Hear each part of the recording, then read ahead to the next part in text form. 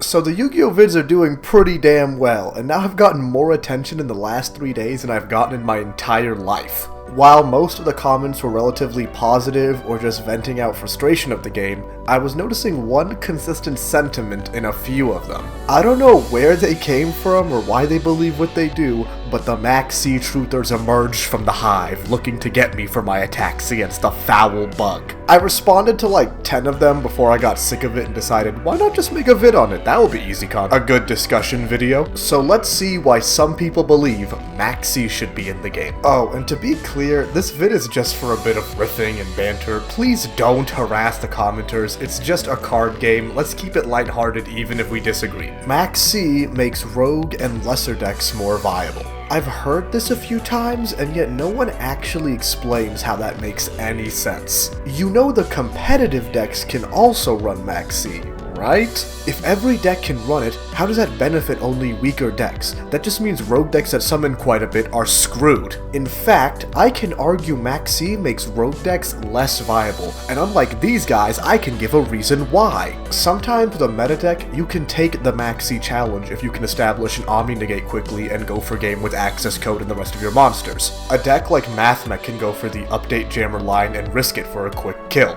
Rogue and lesser decks often can't set up negate-proof OTKs as consistently, meaning they have less options when Maxx C is used against them. What is an Ojama player gonna do when their opponent resolves Maxx C? Physically throw the cards at their opponent? Maxx C is easy to beat, refuses to elaborate. This guy is the coolest dude I've ever seen. New players should just learn the game. Hey, new players, simply learn the game. Why haven't you thought of that? You guys stupid? Are you stupid? Just simply learn the game. Konami, you need to hire Spammer X right now. If you don't, I'm hiring him to write all my videos from now on. I like Maxx C. Well, I don't like Maxx C. For real though, I am not George Foreman 1985. I have 800 subscribers and social anxiety. I am not here to tell you what to like or dislike. I just think there are objective flaws with the card, and defense for it makes no sense to me. Just don't special summon. Brother, gun to your head, name me 5 decks released in the last 4 years that don't special summon. You can name Fluanderees, but what else? Special summoning is the core of Yu-Gi-Oh! Some people don't like it, but I love it. I am not even talking about combo decks. Control decks have to special summon a handful of times too. Even Eldritch does the Conquistador Sanguine line. That's 2 draws. That's banned for a reason. That's insane. If you think the optimal play is to end on no special summons and then get steamrolled by your opponent, go ahead. One idea I see come up consistently is to limit Maxx C. I get where they're coming from, but this still does not address the problem here, right? All this does is make Maxx C resolving just more of a luck fest than it already is, which doesn't make either side happy. Once in every 20 games I get to draw a ton of cards for free, nobody is out here wanting to unban Pot of Greed. Oh. If you enjoyed the video so far, please consider liking and subscribing. We're growing so fast, but a majority of the people who watch aren't subscribed. Please help a guy out just trying to grow in this world. Just don't flood the board with a million negates. Decks like Salamangreat and Sky Striker end on like 1 negate at each, maybe 2 sometimes, and a small other disruption. But you have to special summon a bunch in these decks because it's about setting up resources for the long term. Maxx C screws over these decks and pretty much any other control deck, but these 5-head geniuses never seem to realize that. Also, what is a copy-paste deck? When a new powerful deck comes out, people just want to play it and try it out. If you don't want to, that's fine, no worries, but why do you have to hate what I find fun? I'm just playing the game. Okay, this is maybe my favorite one. This dude like hallucinates an entire argument in his mind thinking everyone else just loves Cash Zone Lock, Full Power Tier, Stun Cards, and Puppet Lock. This is the smartest Maxx C truther. Nobody said this, any of this. Nobody supports any of these things. Evil bread boy we'd be like, I love Zone Lock and Gimmick Puppet Stun. I also think the game should cost double than it already does. My video explicitly makes fun of stun players as much as possible, but this guy was so heated at my Maxx C sentiment, he couldn't remember anything from 5 minutes ago. So here is the response. Yes, all of the things you mentioned suck. You know what they have in common though?